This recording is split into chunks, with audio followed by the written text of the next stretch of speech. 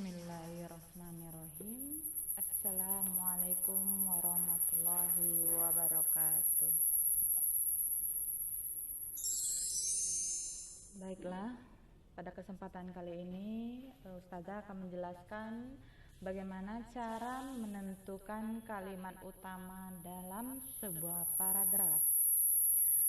Ketika kita membaca suatu karangan atau paragraf, kita akan menentukan inti atau gagasan yang menjadi landasan karangan tersebut.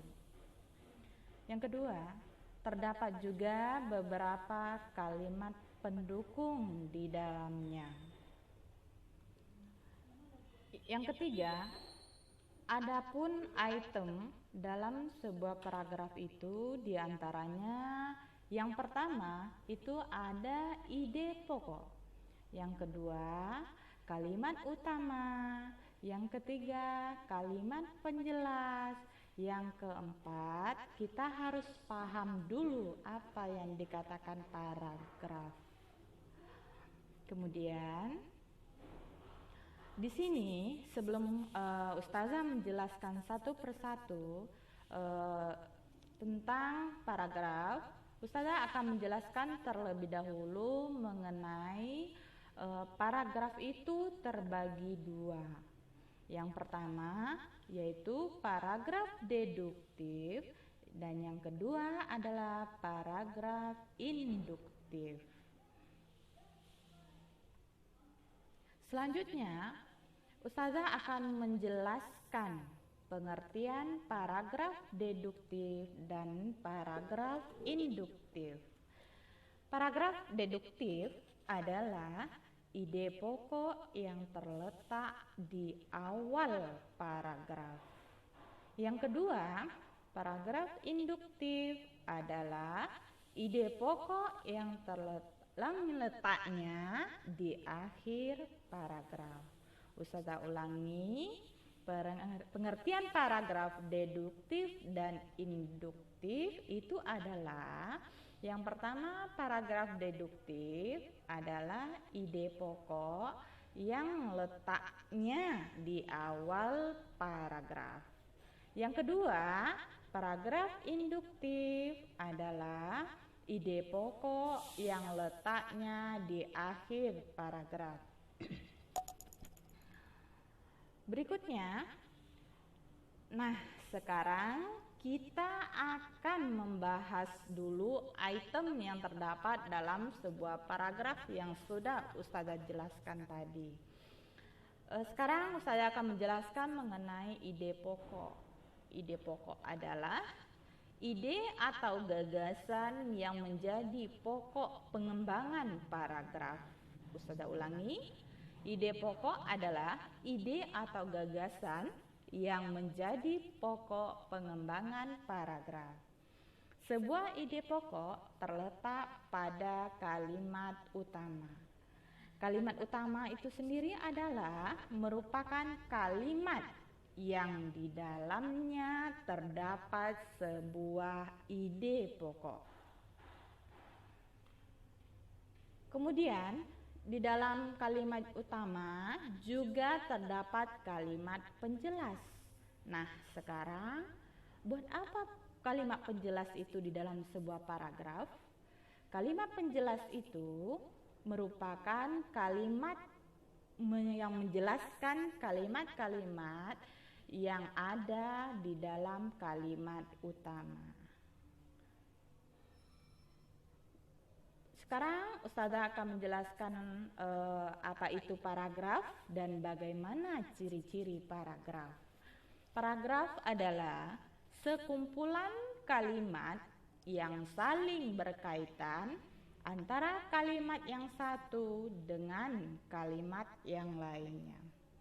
Ciri-ciri paragraf diantaranya yang pertama, setiap paragraf memiliki kalimat utama. Yang kedua, letak kalimat utama ada di awal, di tengah, dan di akhir paragraf. Kemudian ciri-ciri yang ketiga, Ustazah tambahkan lagi, yaitunya posisi kalimat utama itu menjorok 2 atau 3 kalimat ke dalam, terus barisannya itu terdapat antara 3 atau 4 kalimat. Sekarang Ustazah akan menjelaskan contoh paragraf deduktif. Marilah Ananda semua mendengarkan bunyi dari cerita atau paragraf yang Ustazah bacakan. Banjir sudah menjadi hal biasa di Kota Pekanbaru. Hal tersebut disebabkan oleh banyaknya faktor. Pertama, sungai atau saluran-saluran irigasi tidak berfungsi dengan baik. Yang kedua, pendangkalan sungai atau sulitnya proses normalisasi sungai.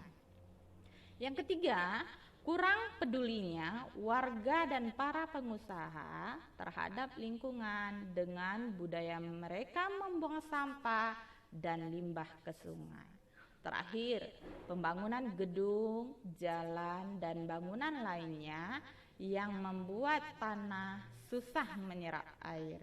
Selain itu, pepohonan hijau juga menjadi berkurang dan menyebabkan keseimbangan alam terganggu sehingga menjadi banjir.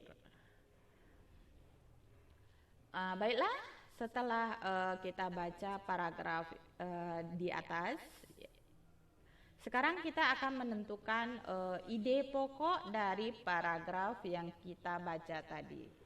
Ide pokoknya adalah penyebab masalah banjir di Kota Pekanbaru. Berarti ini dikategorikan adalah paragraf deduktif. Kenapa paragraf deduktif? Karena di sini ide pokoknya berada di awal kalimat. Oke. Sekarang kalimat utama. Banjir sudah menjadi hal yang biasa di Kota Pekanbaru. Hal tersebut disebabkan oleh banyak faktor. Lanjut, untuk kalimat penjelasnya, pertama, sungai atau saluran-saluran irigasi tidak berfungsi dengan baik. Yang kedua, pendangkalan sungai dan sulitnya proses normalisasi sungai. Yang ketiga, kurang pedulinya warga dan para pengusaha terhadap lingkungan dengan budaya mereka membuang sampah dan limbah ke sungai. Terakhir, pembangunan gedung, jalan, dan bangunan lain yang membuat tanah susah menyerap air.